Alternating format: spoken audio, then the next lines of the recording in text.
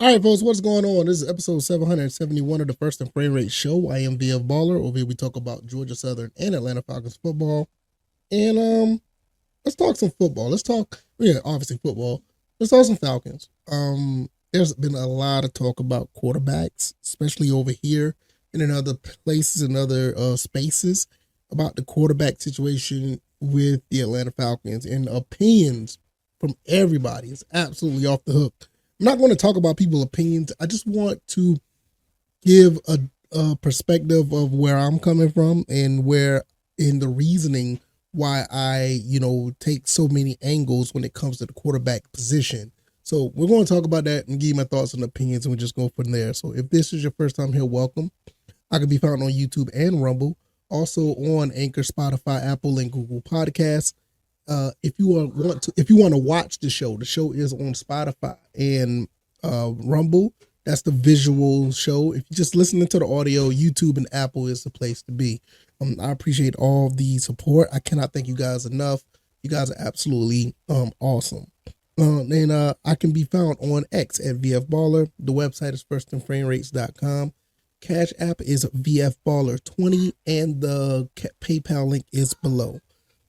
Let's just go ahead and get into this. There's a lot of names being thrown around there, from Justin Fields to Drake May to you got Jaden Daniels. I mean, I've seen people talk about Caleb Williams, which I would love to have Caleb Williams here, but looks like that by day as it keeps going, like that's not going to happen.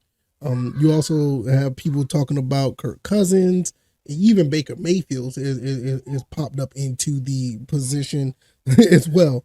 Michael Penix. I mean, we've rambled off almost or at least a half a dozen of quarterbacks, and the way I look at it is like this: whoever we get, I'm pretty sure they're going to be the best man for the job, even if it is still Desmond Ridder. I trust and believe what this coaching staff is doing. I am on board. I don't care if it ends up being a freezing cold take. I like what the guys have are bringing to the table, and whether it be anyone from Logan Woodside all the way up to Caleb Williams, it doesn't matter. I'm rolling with them. Now, the reason why I give out all these different scenarios, because some people don't really want to hear about the Justin Fields side of things. I mean, it may not even be an option, but the fact that we don't have a legit QB1 right now, every quarterback is on the table. I mean, that's just how it's going to be. So the way I feel about that is we're going to look at every angle, whatever trade may come up, whatever scenario that the coaches in the front office may sign, a player, or if we decide to go through the draft. I try to put out every scenario so people can understand, like, hey, if this happens, this is what we're working with. I don't want anyone to be feeling like they're blindsided about what quarterback that we're going to get. I just don't feel like that is viable for us people who are doing content to have our listeners or viewers blindsided about something that we're not covering.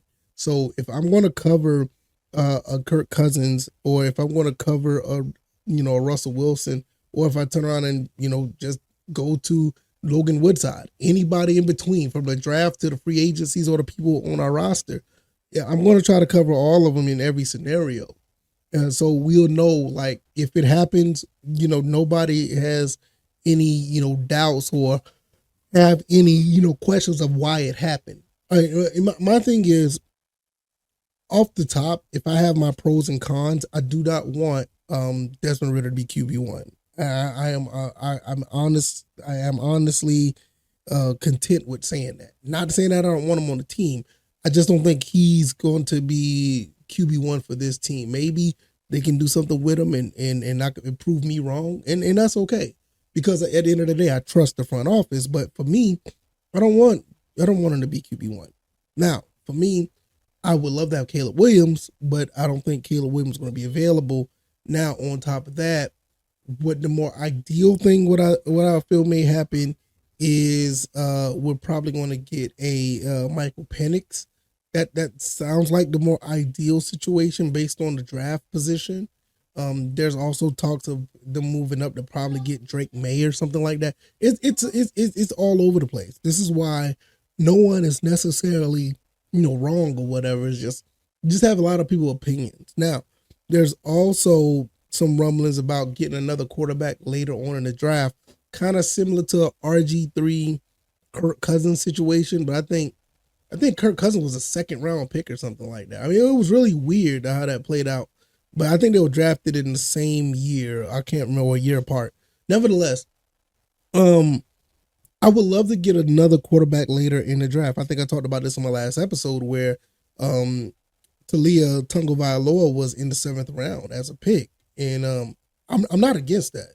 I'm absolutely not against trying to get a quarterback of that stature in that late of a round. I mean, it's a low risk because it's a seventh round, sixth round, maybe even fifth round pick, and you just work with them. Zach Robinson and all the other guys on offense can work with that quarterback. There's no rush. There's no urgency to put that quarterback out there. So if you do decide to get another one later, I'm okay with that, regardless of who we trade for or who we pick in the first round. Um, I think that would be a viable option to get a second quarterback. No problem with that. Now, with that being said, there's other rumblings for other quarterbacks. There's been I've heard, in especially in Atlanta Falcons Nation, their Discord. And I didn't think about this at one point, but somebody pulled up a Spencer Rattler's name. And it had me thinking for a second. Now, I know a little bit about Spencer Rattler because the time, before I moved back to Atlanta, I was in Columbia, South Carolina. So I was in, South Carolina Gamecock Nation, not necessarily like a fan, but I was in the territory where people were, actually talking about the team.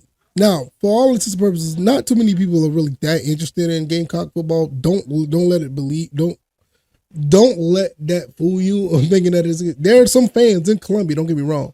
But when Spencer Rattler did come to South Carolina, a lot of people were kind of excited. He's not a bad quarterback. I just think with him going to that school, not many people kept their eyes on him compared to when he was at Oklahoma. When he was at Oklahoma, he was the guy. I mean, he was the guy before Caleb, and he actually played pretty good. I think he got hurt or something, and Caleb took over. Excuse me. But nevertheless, Spencer Rattler's not a bad option. Do I think you should get him as like your first, second, third round, pick? No. I mean, you can. There's a team that may take a flyer on him in the fourth round, maybe the third, because he's not a bad quarterback. But the thing is, you just don't have he doesn't have the tape. I ain't gonna say he doesn't have tape. Not too many people have been watching him at South Carolina enough to say, okay, I'm going to take a flyer on him. He's going to be our quarterback in the future. I don't see that. So with that being said, if the Falcons decide to pick him up later in the draft, let's say fifth or sixth round, I'm not against that. So him and Tagovailoa, those two guys, if you want to get them late, the Falcons, by all means, do it. Because you got to understand nowadays, the quarterback situation, especially with the Falcons, is not a one-person fix. It's just not. It's not a one-person. It's not a one-guy fix. You just get one guy and you're good. Even if that guy happens to go down, you want somebody to back up just to have. And right now, I mean, you're going to have, you still got Heineke, you still got Ritter, you still got Woodside. In my opinion, one of those guys is going to have to go, and you go ahead and draft the second quarterback. I think that, especially with all the weapons we have on the team now, we have enough weapons that we don't have to use all of our picks for needs. So a quarterback is a luxury if you get a second one. Let's say if you did go and get a Kirk Cousins, or if you did draft a Drake May in the first round, in the sixth or seventh round, if Rattler or if Tagovailoa is available, it's almost a no-brainer.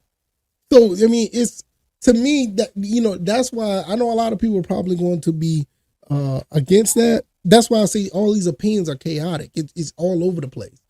But for me, I try to put out all type of scenarios just in case, because everybody's opinion is not the opinion. People could be upset at what somebody thinks and say that this, that, and the third. But at the end of the day, these guys that are on the screen right here, they're going to make the choice. And it's up to you if you want to rock with it or not. If you don't want to rock with it, hey, that's cool. You know what you can do? You can find another team. And I'm not saying that just to be like bullish or anything like that. I'm just saying, like, don't put up with stuff with a team that you don't like. You know what I'm saying? After a while, it's like, I'm sick of this. I don't want to support this team anymore because I'm tired of them not doing the things I feel that's best for the team. That's what fans do. But then you have some fans that get mad, but they go right along with it. And I mean, that's the emotional part about it. I just try not to be that guy, just to be upset at everything. Now, there's just some things I feel that's unacceptable, but I don't think I'll ever turn my back on the Falcons or whatever the case may be. And I don't expect you to do it either. But if it gets that bad, but hey, I mean, what are you gonna do? Because I mean, I felt like at one time I got sick and tired of the team, making these very bad decisions, especially with the play calling. The play calling was awful at one point, and I'm talking about it was even worse than what we had with Arthur Smith. Steve Sarkisian, shout out to him, he's doing a phenomenal job with Texas, but his play calling was awful at one point. But nevertheless, in closing, I will say this: there's a lot to go around here when it comes to this position. It is the most important position in all of football, probably in all of sports. And if you're going to go out and get a quarterback, and if you're going to go out and think about a quarterback that you want, it's going to be a lot of different opinions. It is what it is. But I trust with Raheem Morris, Terry Fontenot, Zach Robinson. I think these guys got their ear to the ground. They know what quarterback is available. They know what quarterback is going to fit what they're doing. And to be honest with you, they probably already know already. It's just they got to wait for the timing is right to get that quarterback together. March 13th is the beginning of the new year. In football, you'll probably see them get a quarterback right away, or they'll probably just wait for the draft and move up, or they just stand pat. But they're going to get a quarterback. I don't believe, even if Desmond Ridder's still QB1 in their eyes, they know they got to get another quarterback regardless. And we'll just see how it plays out. I told you how I felt. You just go back and rewind this episode. I think they should get at least 2 quarterbacks this offseason. You go get you one in the draft or pick up one in free agency. And if there's one available later on in the draft, 6th, 5th, 7th round, anywhere around it, you go get that quarterback. Like I said, it doesn't matter if it's, Spencer Rattler, if it's Tunga Vailoa. I mean, it's almost a no-brainer, to be honest with you. I mean, those guys may be picked up later, but if they're available at that time, there's no reason not to. But I'm gonna get up out of here, y'all. If you like this commentary, hit the like button, share this podcast, subscribe to the channel if you haven't already. Probably hear my kid in the background. He is having a blast this weekend. One of the best weekends he's had in a long time. Good to see kids happy and all the other good stuff. Nevertheless, I could be found on YouTube and Rumble. Also on Spotify, Apple, and Google Podcasts. Let me know what you guys think down in the comment section, or hit me up on X at VFBaller. The website's firstandfriendrates.com. The Cash App is VFBaller20 if you want to support the show, or I also on PayPal. It is the link is down in the description. All right, y'all. I'm gonna get up out of here. Y'all take it easy and y'all be blessed. Peace.